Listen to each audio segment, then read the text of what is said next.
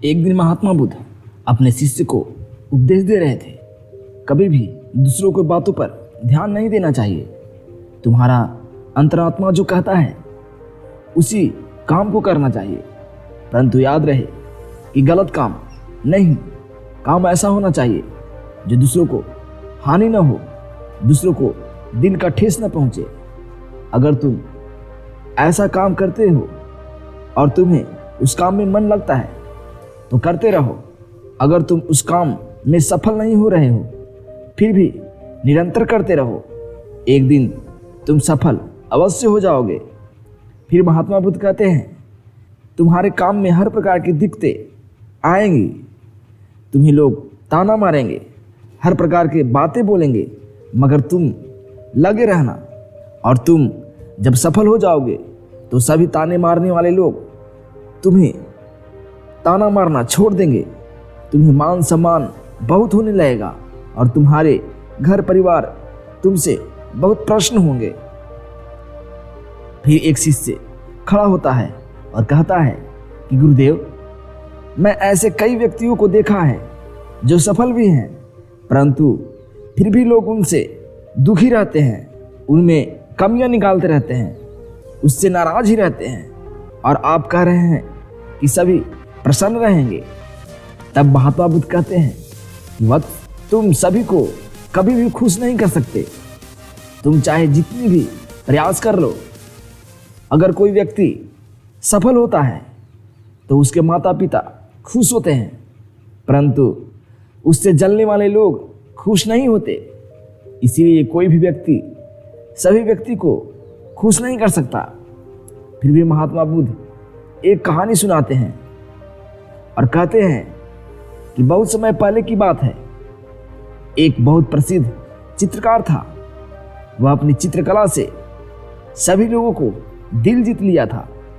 उसका चर्चा पूरे इलाके में था, परंतु वह अपनी कला पर कभी भी घमंड नहीं करता। उसकी कला की चर्चा बहुत दूर दूर तक थी। वह चित्रकार बहुत खुश रहता।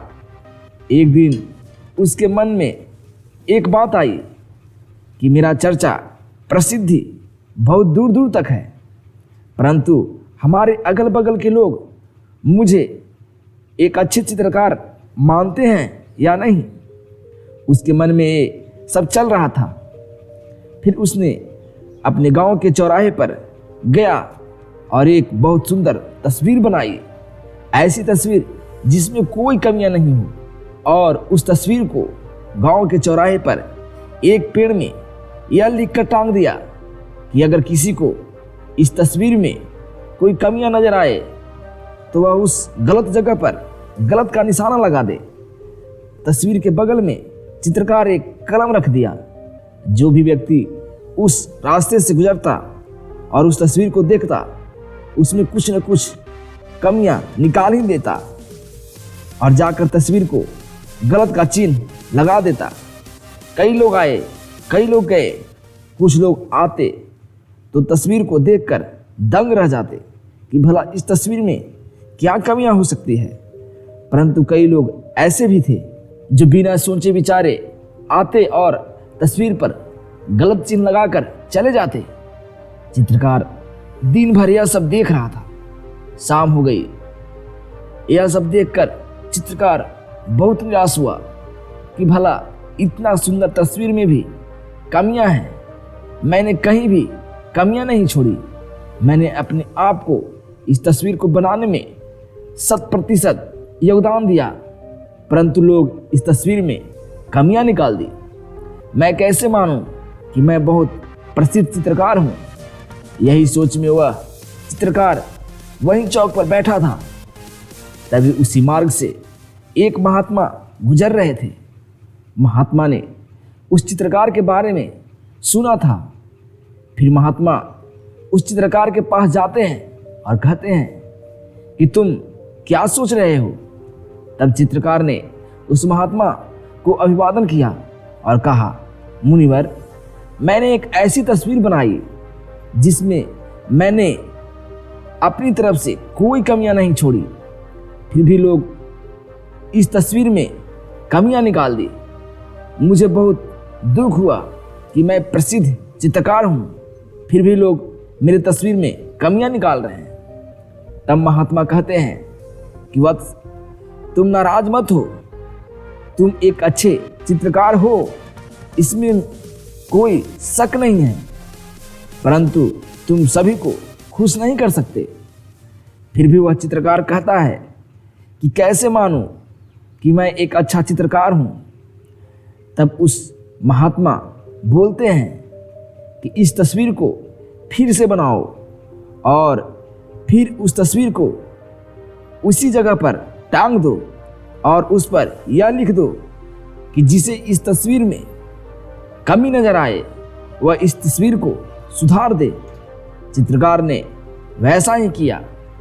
उसने एक उसी तरह की तस्वीर बनाई और उस पर महात्मा द्वारा बताई गई बातें लिखकर फिर से उसी जगह पर टांग दिया। फिर लोग आते, चित्र देखकर उस लिखी बातों को पढ़ते और चले जाते।